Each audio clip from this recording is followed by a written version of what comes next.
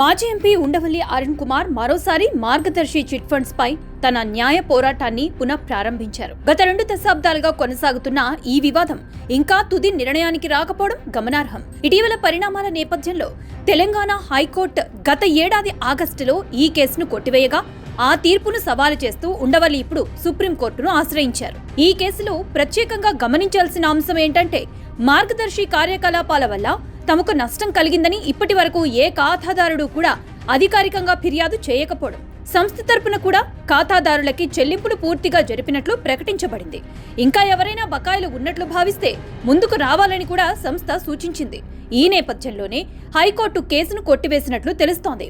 అయితే ఈ పరిణామాలన్నింటి మధ్య కూడా ఉండవల్లి అరుణ్ కుమార్ తన పోరాటాన్ని కొనసాగించారనే సంకల్పాన్ని స్పష్టం చేస్తున్నారు. 2004లో ఎంపీగా ఎన్నికైన అనంతరం ఆయన మార్గదర్శి చిట్ ఫండ్స్ పై ఆరోపణలు చేస్తూ న్యాయ పోరాటాన్ని ప్రారంభించారు. అప్పటి రాజకీయ పరిస్థితుల్లో ఈ అంశం ప్రాధాన్యత పొందింది. ముఖ్యంగా ఆ కాలంలో ఆంధ్రప్రదేశ్ రాజకీయాల్లో ఉన్న పరిణామాలు, వివిధ వర్గాల మధ్య ఉన్న విభేదాలు ఈ కేసుకు మరింత ప్రాధాన్యత తీసుకువచ్చాయి. కోర్టు విచారణల సమయంలో మార్గదర్శి సంస్థకు సంబంధించి లావాదేవీలు, డిపాజిట్లు, చెల్లింపులపై పూర్తి వివరాలు సమర్పించబడ్డాయి. అందుబాటులో ఉన్న ఆధారాల ప్రకారం అవకతవకలు నిరూపించబడలేదనే అభిప్రాయంతో కోర్టులు పలు సందర్భాల్లో పిటిషన్లను తిరస్కరించాయి. రామోజీరావు మరణానంతరం ఈ కేసు కొనసాగింపుపై అవసరం లేదని పేర్కొంటూ తెలంగాణ హైకోర్టు తుది నిర్ణయం తీసుకుంది. అదే సమయంలో ఖాతాదారులకు ఎలాంటి సమస్యలు ఉంటే న్యాయపరమైన మార్గాలను ఆశ్రయించాలంటూ ప్రజలకు పత్రికా ప్రకటనలు కూడా జారీ చేయబడ్డాయి. అయినప్పటికీ ఎవరూ ముందుకు రాకపోవడం ఈ కేసులో కీలక అంశంగా మారింది. ఈ పరిస్థితుల్లో కూడా ఉండవల్లి అరుణ్ కుమార్ తన వైఖరిని మార్చుకోకుండా సుప్రీంకోర్టులో పిటిషన్ దాఖలు చేయడం గమనార్హం.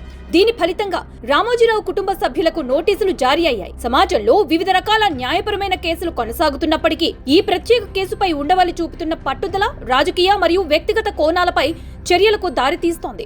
అంతెందుకు, అక్రమాస్తుల కేసులో జగన్మోహన్ రెడ్డి ఉన్నారు. ఆయన బెయిల్ పై ఉన్నారు.